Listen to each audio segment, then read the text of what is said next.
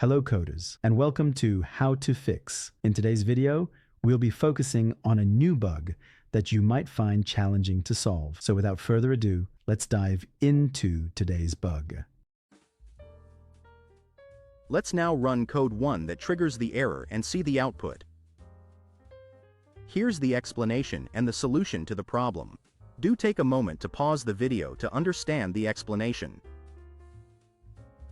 Let's now correct the code and take a look at the resulting outcome.